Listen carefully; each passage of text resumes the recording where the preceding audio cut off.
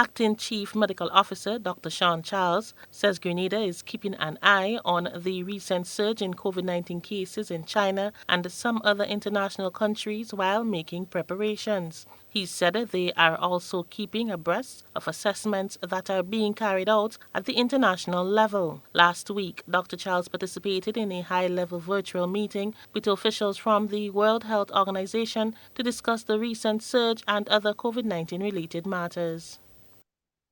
So we continue to monitor the situation with concern as it evolves in other regions of the world, and as you mentioned, in parts of Asia, particularly China, we have seen an uptick in cases. What we would like to remind the public is that the message about COVID has not changed, all right? It is still a virus that is spread from person to person through the air and from contaminated surfaces and contaminated hands. So the measures that were used most recently to get a handle of the situation here locally are the same measures that we encourage persons to continue to follow in an effort to avoid any lasting problems.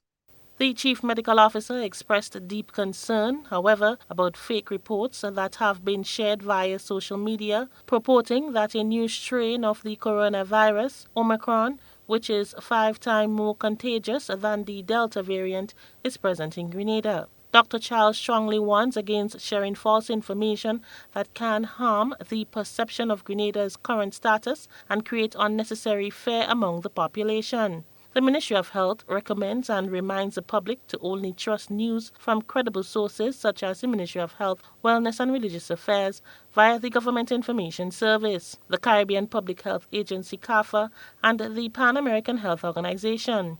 The ministry further reminds citizens to prevent severe disease. At-risk individuals are advised to get vaccinated and boosted.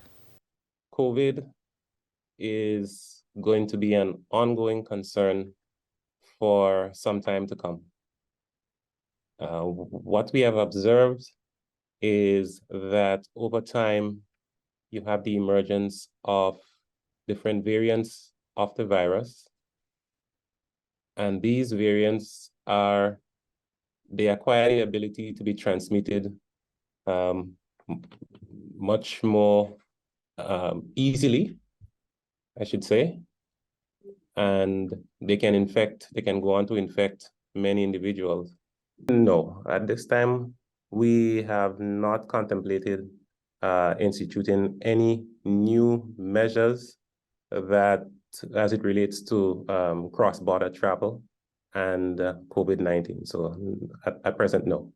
But we still continue to encourage persons to take the opportunity, especially if you have not been infected in the past with COVID, you're concerned about your health. If you do become infected, you should take the opportunity and get vaccinated. For GBN News, I am Rena Pett Thomas reporting.